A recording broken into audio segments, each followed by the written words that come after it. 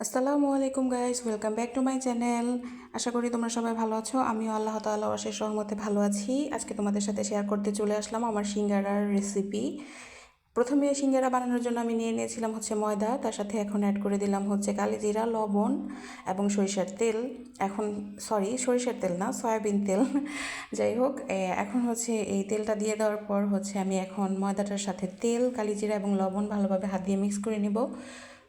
সিঙ্গারার ডোটা প্রিপেয়ার করার ক্ষেত্রে এই জিনিসটা মাস্ট করতেই হবে, তাহলে দেখা গেছে মানে ডোটা খুব সফট হয়, সিঙ্গারার লুকটাও খুব ভালো আসে। এই ব্যাপারটা। যাই হোক, এই যে আমি হাত দিয়ে ভালোভাবে মিশিয়ে নিচ্ছি, তোমরা দেখতে পাচ্ছ। এরকম কিছুক্ষণ মেশানোর পর আমি এখন পানি দিয়ে ডোটা তৈরি করে নেব। এই তো একদম নর্মাল ঠান্ডা পানি আমি নিয়ে নিয়েছিলাম।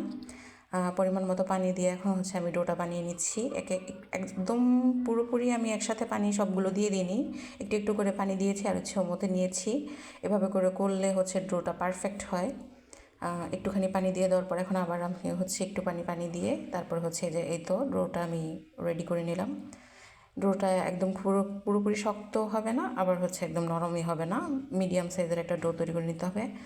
তারপর কিছুক্ষণ রেস্টে রাখার পর, প্রায় আধা ঘন্টার মতো রেস্টে রাখার পর আমি চলে আসলাম সিঙ্গারা বানাতে।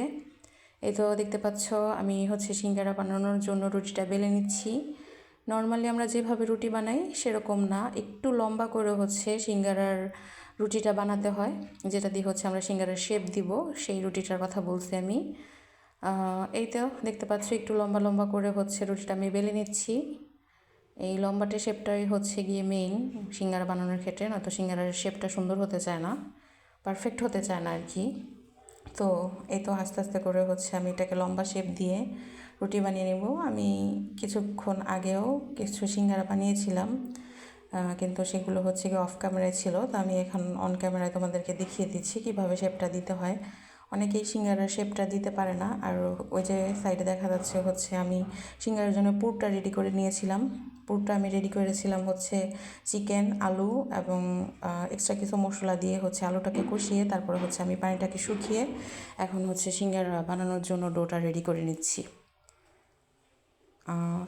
হ্যাঁ হ্যাঁ, এই তো হয়ে গেল।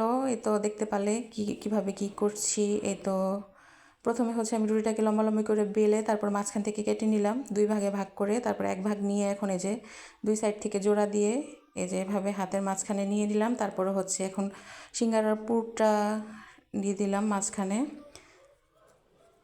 যার যতটুকু পরিমাণ ইচ্ছা বা যে যতটুকু বড় বানাতে চাও তার শেপ সেভাবে করে নিবে। আমার কাছে মিডিয়াম সাইজের সিঙ্গারাগুলি ভালো লাগে, এই জন্য মিডিয়াম সাইজের শেপ করে রুটিটা কেটে নিয়েছিলাম।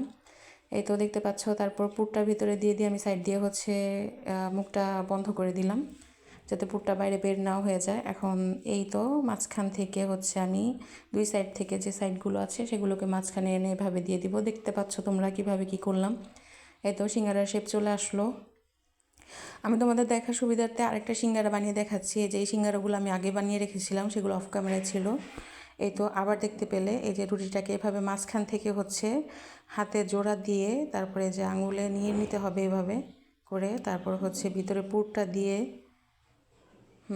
এভাবে করে পুরটা দিয়ে পুরটা ভিতরে যাতে ভালোভাবে থাকে তার জন্য যেভাবে মুখটা বন্ধ করে দিতে হবে। হ্যাঁ, এভাবে করে মুখটা বন্ধ করে দেওয়ার পর দুই সাইড থেকে এভাবে দিয়ে দিলেই সিঙ্গারার শেপ চলে আসে। এই তো তোমাদের সামনে আমি দুইটা সিঙ্গারা প্রিপেয়ার করে দেখালাম। এখন আমি সিঙ্গারাগুলো ভেজে নিব। এই তো পারফেক্ট সিঙ্গারার শেপ আমি দিয়ে নিলাম তোমাদের সামনেই। সিঙ্গারার শেপগুলো খুব সুন্দর হয়েছিল, মাশাল্লাহ। সবাই মাশাল্লাহ বলবে অবশ্যই।